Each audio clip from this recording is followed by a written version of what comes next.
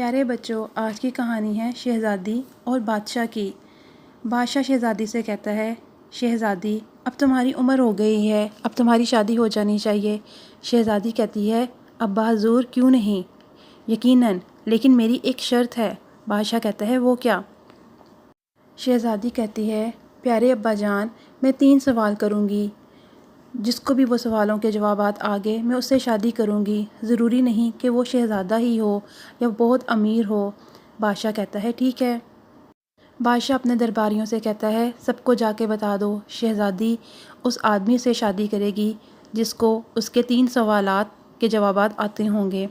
سب کے سب شہزادی کے سوالات کے جوابات دینے کے لیے تیار ہو جاتے ہیں۔ ہر کوئی چاہتا ہے کہ وہ شہزادی سے شادی کرے، لیکن جب شہزادی ان سے سوالات پوچھتی ہے تو کوئی بھی جواب نہیں دے پاتا۔ ایک غریب لکڑہارے کا لڑکا ہوتا ہے، اس کا بھی دل چاہتا ہے کہ وہ شہزادی سے شادی کرے۔ وہ سوچتا ہے کیوں نہ قسمت آزمائی جائے۔ وہ بھی اپنی قسمت آزمانے کے لیے اگلی صبح محل چلا جاتا ہے۔ وہ بادشاہ سلامت کے سامنے حاضر ہوتا ہے۔ وہ کہتا ہے، بادشاہ سلامت، میں شہزادی کے سوالات کے جوابات دینے کے لیے تیار ہوں۔ بادشاہ سلامت کہتے ہیں، ٹھیک ہے۔ شہزادی حاضر ہوتی ہے۔ شہزادی سب سے پہلے اپنی انگلی اوپر اٹھاتی ہے، آسمان کی طرف کرتی ہے۔ وہ بھی 2 انگلیاں اوپر اٹھا دیتا ہے۔ پھر شہزادی بھاگ کر نیچے آتی ہے اور پھر اوپر چڑھ جاتی ہے سیڑھیاں۔ وہ دل کے اوپر ہاتھ رکھ لیتا ہے۔ اس کے بعد شہزادی تلوار باہر نکالتی ہے اور اس کو ہوا میں لہرا دیتی ہے۔ جو لڑکا ہوتا ہے بیچارہ غریب، وہ بھی پین اوپر اٹھاتا ہے اور شہزادی کی طرف بڑھا دیتا ہے۔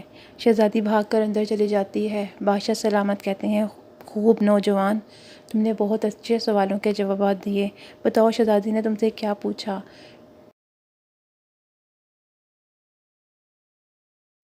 بیچارہ غریب لڑکا کہتا ہے، شہزادی نے پہلا سوال آسمان کی طرف اوپر اٹھا کے کیا تم ایک اللہ کو مانتے ہو؟ میں نے کہا، ہاں، میں ایک اللہ کے ساتھ ساتھ رسول کو بھی مانتا ہوں۔ پھر شہزادی نے تلوار نکال کے باہر کہا کہ کیا اس سے بھی کوئی بھاری ہتھیار ہے؟ تو میں نے کہا، ہاں، قلم کا ہتھیار ہے۔ پھر شہزادی دوڑ کے نیچے آئی اور اوپر جب چڑھی تو اس نے کہا کہ جسم کا ہر حصہ تھک جاتا ہے جتنا بھی اسے کام لیا جائے۔ میں نے دل کے اوپر ہاتھ رکھ کے کہا، سوائے ایک کے، دل کے، کیونکہ دل جب تک ہمیں موت نہیں آنی تب تک اس نے دھڑکتے ہی رہنا ہے۔